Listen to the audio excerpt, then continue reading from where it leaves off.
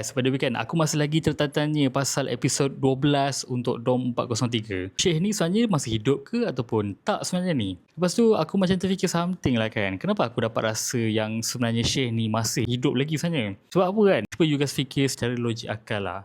Satu, pasal Cikgu Hadid. Cikgu Hadid, dia dah tahu tau pasal surat layang tu. Tapi kenapa dia tak nak bertindak dengan segera? Kenapa dia simpan benda tu? Aku rasa ada benda yang dia sorok ni. Itu yang pertama. Yang kedua, kau perasan tak yang ada satu scene tu Cikgu Hadid marah dekat pelajar kan? Tengok apa? Masuk kelas, exam apa semua kan? Tiba-tiba yang jambu tu dia macam pandang dekat Cikgu Hadid. Itu pun membuatkan aku tertanya-tanya pasal scene ni.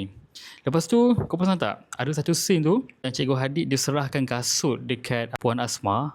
Lepas tu Puan Asma kata, okay, malam ni kita akan buat siasatan dekat geng-geng DOM 403. Lepas tu, bila diorang buat siasatan, tiba-tiba kaki si Jambu ni boleh terplay out and dia terjatuh. Dia kata, tak apa, korang pergi je dulu, selamatkan diri korang. Lepas tu, tiba-tiba si Lonjong ni dia tak dapat nak teruskan and then dia pergi dekat tapak gazebo dan dia sedih. Dia macam menangis lah dekat Syekh. Hak pun sama. Last si Kuyu yang lari sorang-sorang. Aku macam terfikir something tau. Aku rasa memang diorang nak kenakan si Kuyu ni sebenarnya. Sebab apa? Kita tahu tau, si Jambu ni dia ada family yang ada medical doctor tau. So aku dapat rasakan sebenarnya Jambu, Hak dengan Lonjong ni diorang dah berpakat untuk selamatkan Syekh. Sebab apa? Kalau you guys tengok balik yang sebelum-sebelum ni, yang Cik Nadi si Syekh ni siapa?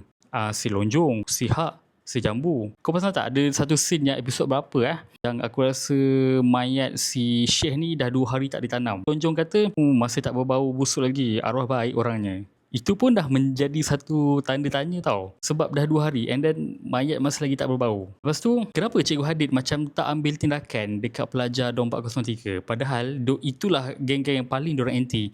Tapi kau perasan tak? Cikgu Hadid dia banyak serang Kuyu tau. Tapi kenapa dia macam kurang serang kawan-kawan dia?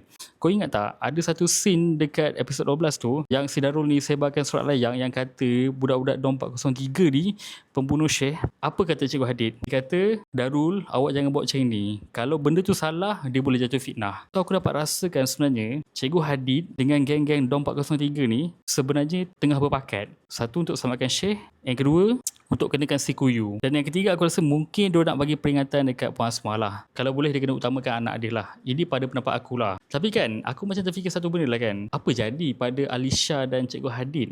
So korang, apa pendapat korang? Cuba korang komen.